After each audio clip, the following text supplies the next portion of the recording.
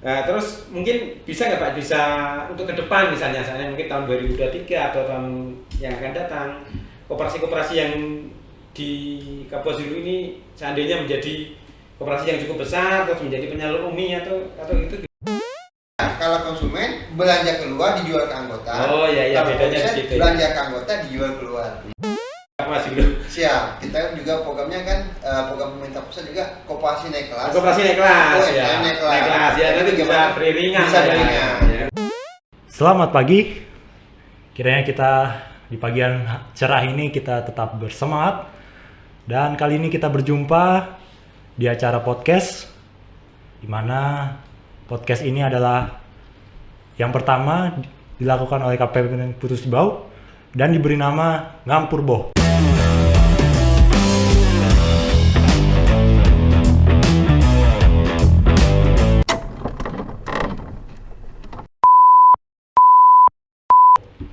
Ngampur Boh ini diambil dari bahasa setempat di Putus Bau, tepatnya di Kabupaten Kapuas Hulu, yang berarti ngobrol yuk, atau bisa ayo kita mengobrol.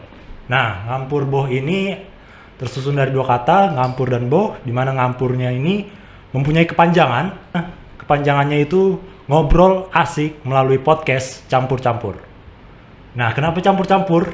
Dikarenakan podcast ini nantinya akan membahas segala hal, khususnya terkait dengan perekonomian dan hal-hal yang menarik terjadi di Kabupaten Kapuas Hulu ini, di mana akan mengundang juga narasumber-narasumber yang berkompeten di bidangnya dan juga tamu-tamu yang memiliki informasi menarik yang bisa dibahas dan dibagikan untuk kita semua. Dan tanpa berbasa-basi lagi, kita mulai saja. Saya Stephen Noversianturi akan memulai acara podcast pada pagi hari ini dengan ditemani Bapak Sutrisna dari bidang koperasi, Dinas Koperasi UKM dan Perdagangan Kabupaten Kapuas Hulu. Dan juga narasumber dari KPPN Putus Bau, yaitu Bapak Miftahudin selaku Kepala Seksi Bank. Nantinya akan membahas terkait dengan potensi koperasi untuk pemberdayaan UMKM. Diharapkan dengan podcast kali ini kita bisa mengenal lebih jauh lagi terkait dengan koperasi-koperasi di Kabupaten Kapuas Hulu dan juga diharapkan bisa meningkatkan dan memberdayakan UMKM-nya. Selamat pagi Pak, gimana kabarnya? Alhamdulillah baik. Baik ya. Untuk Bapak Miftahudin, masih semangat? Semangat dong. Oke. Kali ini Bapak-bapak ini akan membahas koperasi dan UMKM dengan ditemani dengan teh dan kopi yang masih hangat. Langsung saja kita bahas, ini dia. Selamat pagi Pak Sutrisna. Selamat pagi Pak. Gimana kabarnya? Alhamdulillah baik. Tak terasa Pak, kemarin sebulan yang lalu kita ketemu di sini ya, di aula tepatnya. Kita ketemu lagi, bahas lagi Pak mengenai UMKM Pak di Kapuas Hulu. Gimana Pak, tadi kesibukannya gimana? Kesibukan saya biasa, cuma hari ini pas ada kegiatan dari undangan. Oh gitu, ya. Tetap semangat ya Pak ya. Baiklah, mungkin pemirsa, ini Bapak Sutrisna, Kepala Bidang Koperasi dari Dinas Koperasi dan UKM dan Perdagangan ya, Kabupaten Kapuas Hulu. Saya Miftahudin, Kepala Seksi Bank KPPN Putus Bau.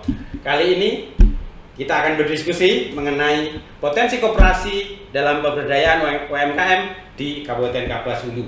Mungkin sebelum kita masuk ke diskusi ya Pak ya, saya sebagai Kepala Seksi Bank KPPN Putus Bau ingin memberikan sedikit kepada pemirsa mengenai peran KPPN ya.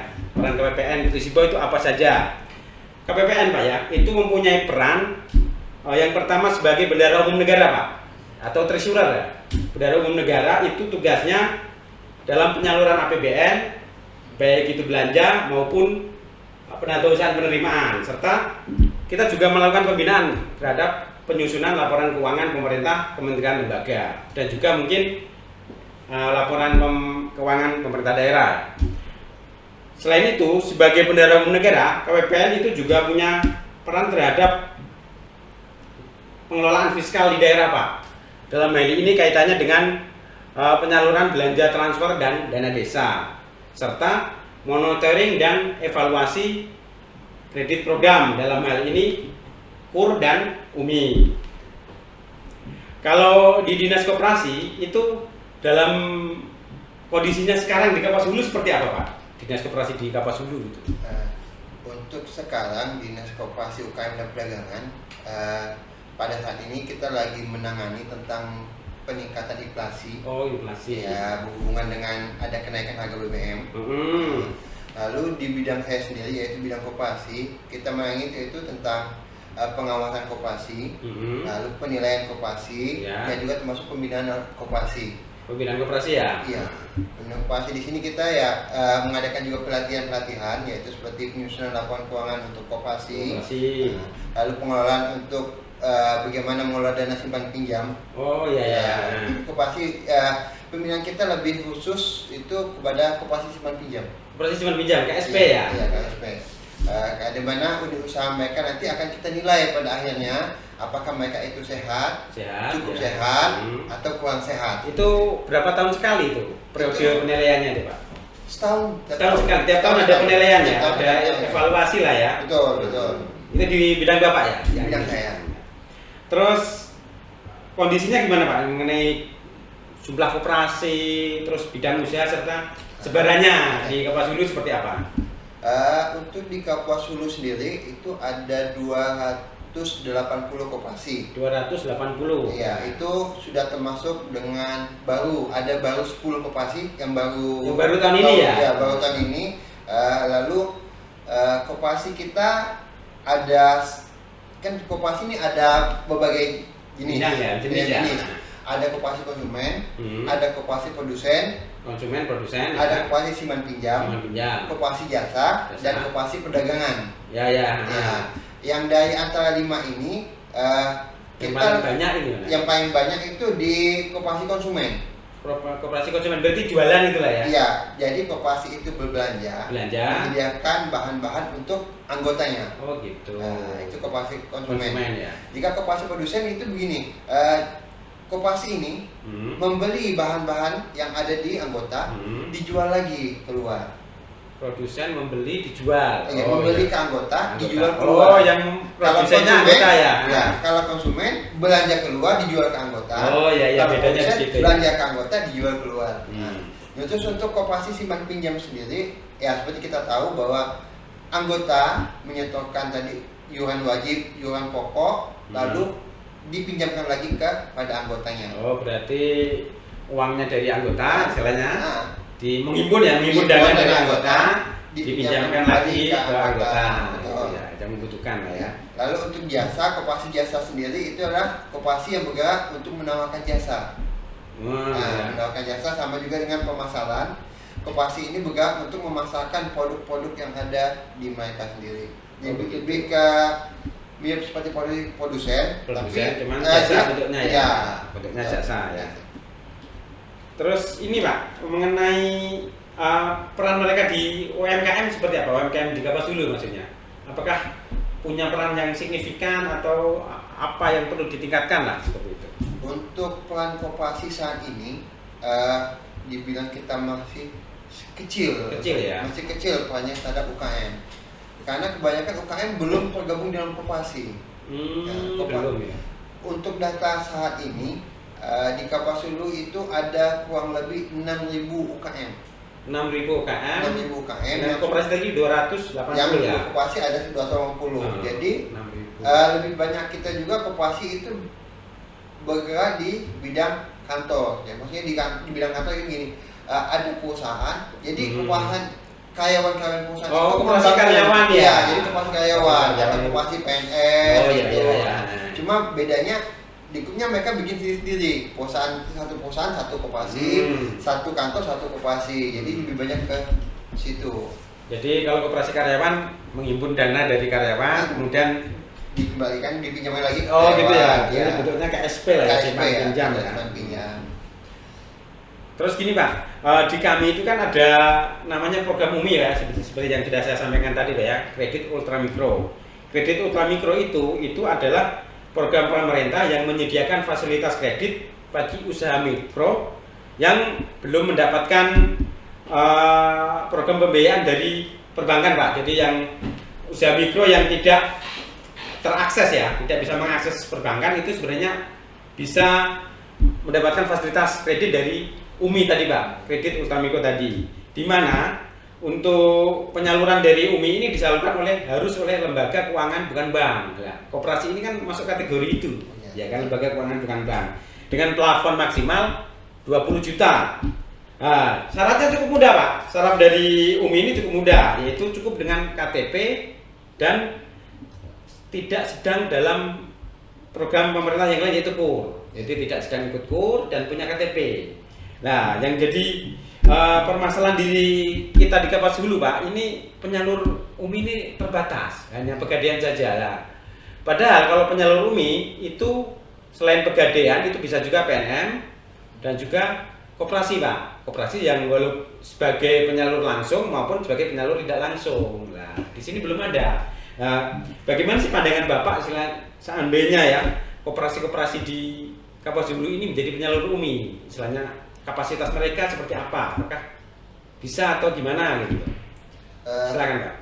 Untuk kapasitas koperasi kita sebagai memberi bantuan kepada pemerintah dalam penyaluran UMI ini, koperasi kita ini banyak, ya ini tadi seperti saya jelaskan di awal, banyak koperasi karyawan. Oh, koperasi karyawan. Jadi belum ada koperasi memang yang terbentuk karena anggotanya UKM. Jadi koperasi ini sendiri belum berani untuk misalnya mengambil program meminjamkan kepada UKM, sedangkan UKM itu sendiri bukan anggota mereka. Oh, gitu. Karena yang koperasi ini sendiri lebih berani untuk menyalurkan kepada anggotanya sendiri. Ya, karena sudah pasti simpan pinjam tadi ya. Simpan pinjam itu tadi. Karena si mereka sudah pasti, oh ini anggota saya bantu. Tapi jika dia di luar anggotanya, maka mereka tidak berani untuk menyalurkan. Gitu. Oh begitu ya, Pak ya. Jadi kalau secara kesimpulan ya, koperasi di Kapuas Hulu ini pemirsa ya, ini mayoritas koperasi simpan pinjamnya itu koperasi simpan pinjam yang karyawan, jadi bukan beranggotaan UKM. Jadi kalau untuk menyalurkan pembiayaan atau kredit itu tidak ke UKM tapi ke karyawan. Ya, karena bidang usahanya untuk karyawan ya, Pak ya. Nah, terus mungkin bisa nggak Pak, bisa untuk ke depan misalnya mungkin tahun 2023 atau tahun yang akan datang, koperasi-koperasi yang di Kapuas Hulu ini seandainya menjadi koperasi yang cukup besar terus menjadi penyalur UMI atau itu gimana, Pak? Ini masih bentuk plan ya, rencana ya. Jadi jika bisa tahun depan kita mau coba pilot project, kita merangkum beberapa desa. Nanti desa itu kita arahkan untuk membentuk KUD. Koperasi unit desa. Yang nanti kita harapkan masyarakat desa itu sebagai anggota. Oh iya. Sebagai anggota. Jadi nanti jika ada anggota masyarakat yang mau berusaha atau membuka usaha, mungkin kita bisa bantu dari KUD itu tadi. Gitu ya. Iya, arahkan nanti gimana supaya KUD ini bisa membantu menyiapkan masyarakat. Karena tidak semua masyarakat ini atau UKM ini tersentuh langsung, baik itu program pemerintah, bentuk KUR ataupun bentuk UMI ini tadi. Karena kita tahu sendiri Pegadaian jarak tempuhnya juga jauh, terbatas. Sedangkan kita anggota koperasi kita atau masyarakat desa kita ini kan jaraknya udah tahu jauh-jauh. Iya jauh ya kalau Kapuas Hulu. Iya, Kapuas Hulu cukup jauh. Sedangkan jarak paling jauh aja sampai 7 jam 8 jam baru kita sampai ke tempat itu. Maka otomatis kita rencana ke depan membentuk KUD. Oh gitu. Iya. KUD. Kalau di sini udah ada KUD atau belum, Pak? Sudah ada. Cuman ada beberapa KUD yang memang ada yang sudah maju.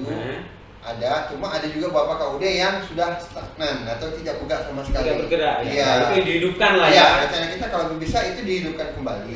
Lalu di mana desa yang mungkin ada perkembangan yang bagus atau si masyarakatnya aktif, itu kita coba sarankan desanya membimbing masyarakatnya untuk bentuk koperasi unit desa. Jadi jika masyarakat nanti punya masalah modal usaha, koperasi bisa membantu. Gitu. Ya, baik itu tadi mungkin jika modal mereka masih kecil, tapi bisa dibantu dengan program pemerintah. Oh iya. Itu pemerintah nanti bisa menyalurkan koperasi langsung ke anggotanya. Itu kira-kira tahun kapan bisa? Rencana kita mulai sosialisasi tahun depan. Tahun depan ya, 2023 ya. 2023 kita udah mulai jalan. Semoga tadi bisa langsung terbentuk. Jadi sebagai masyarakat kita ini bisa terbantukan usahanya. Oh ya, mungkin nanti bisa kolaborasi Pak ya dengan kami di KPPN, nanti mungkin kita bisa sounding ya, bisa sounding PIP, Pusat Investasi Pemerintah, salah satu BLU ya, Iya. BLU di bawah Kementerian Keuangan yang memberikan ini UMI Pak, ya UMI itu dananya dari PIP, di mana nanti dari PIP memberikan dana ya kan, meminjamkan dana ke para penyalur Pak, ya mungkin supaya koperasi-koperasi di tempat Bapak ini istilahnya KUD ya, nanti yang kedepannya nanti bisa membina masyarakat desa dalam usahanya ya, sehingga bisa mendapatkan kemudahan dalam pembiayaan. Betul. Karena nanti di UMI itu Pak, itu selain tadi yang sudah saya sampaikan ya, plafon 20 juta, terus syaratnya cukup mudah hanya dengan KTP dan tidak sedang ikut KUR, itu bisa ada pendampingan Pak, pendampingan dari para penyalur ya, nanti koperasi bisa melakukan pendampingan kepada para debitur UMI nanti ya, supaya mereka bisa meningkatkan usahanya untuk naik kelas lah gitu, UMKM naik kelas di Kapuas gitu. Siap, kita juga programnya kan program pemerintah pusat juga koperasi naik kelas. Koperasi naik kelas ya, UMKM naik kelas. naik kelas ya, nanti bisa beriringan Bisa ya, beriringan, ya, gitu keduanya ya. sama-sama naik kelas. Iya betul. Mungkin itu Pak yang bisa saya sampaikan ya mengenai UMI. Mungkin Bapak bisa memberikan closing statement nah untuk pemirsa yang di rumah terhadap potensi koperasi dalam pemberdayaan UMKM. Silakan. Seperti yang kita tahu selama ini, baik itu ada krisis moneter atau krisis keuangan bersifat global, UKM adalah yang paling bertahan. Ya, betul. UKM adalah yang paling bertahan. Kita harapkan UKM ini bisa berkembang. Lalu bagaimana tadi UKM ini bisa berkembang? Kita bahkan koperasi inilah sebagai rumah mereka. Koperasi sebagai rumah mereka untuk menampung para UKM ini, supaya mereka bisa tidak ada kesulitan dalam pemodalan, dalam pengembangan usaha, baik itu dalam pemasaran. Jadi harapan kita tadi koperasi ini bisa makin berkembang, otomatis tadi UKM juga berkembang. Jadi koperasi naik kelas, UKM juga naik kelas. Iya, betul. Terima kasih Pak. Siap. Demikian pemirsa dari kami berdua, saya Miftah dan Pak Sutrisna. Diskusi kali ini semoga untuk ke depan kita bisa lanjut lagi dengan diskusi yang lain. Terima kasih. Assalamualaikum warahmatullahi wabarakatuh. Baiklah, demikian tadi adalah bincang-bincang dan podcast dengan dua narasumber kita, yaitu Bapak Sutrisna sudah memaparkan seputar UMKM dan koperasi dengan baik, dan Bapak Miftahuddin juga menyampaikan fungsi daripada KPN sendiri sebagai tadi ada 4 ya Pak. Demikian untuk podcast kali ini, sekian dan terima kasih. Ngampur Bok.